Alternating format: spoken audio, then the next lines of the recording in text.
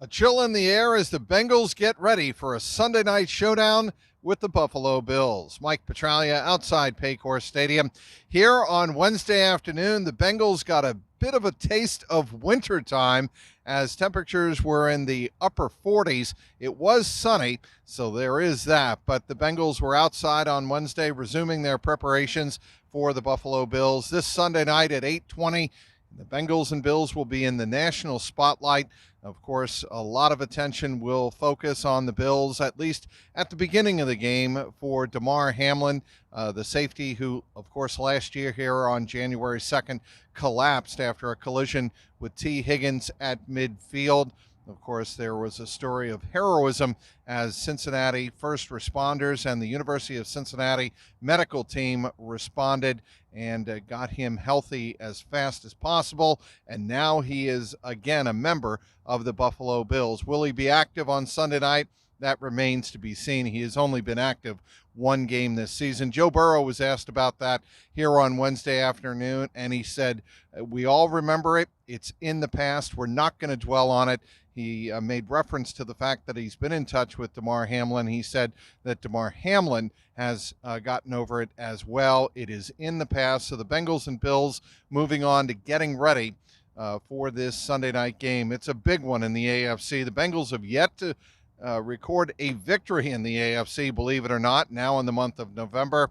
They are, of course, 0-3, 0-2 in the division. All four wins coming against the NFC West. Can the Bengals build upon what they did in San Francisco, their first all-around complete effort of the season? That will really be the telltale as to whether or not the Bengals can come away with a big win on Sunday night. On the practice field here on Wednesday, a couple of notable absences. First of all, Trey Hendrickson, of course, he injured his foot during the win in Santa Clara on Sunday. He was not at practice. Neither was Josh Tupou or Tyson Anderson. All three of those players were absent. On the rehab field, we saw a couple of players, including Tupou and Chase Brown. That's good news. Also saw Chase Brown coming through the locker room as he had been getting some treatment. That's a good sign, because if Chase Brown can get back sooner than later, certainly that can help the Bengals running attack, but we'll have to, of course, wait and see on that. Joe Mixon showed up on the injury report on Wednesday with a chest injury. He was limited in practice, and we'll have to wait and see on that. On the Buffalo Bills side of things, Josh Allen, he did not practice on Wednesday up in Orchard Park. But he did tell reporters that if it were game day, he would probably play. Actually, absolutely would play in this game. I would not expect Josh Allen to sit this one out. If he can get himself wrapped up and ready to go, he's going to be the starting quarterback for the Buffalo Bills on Sunday night.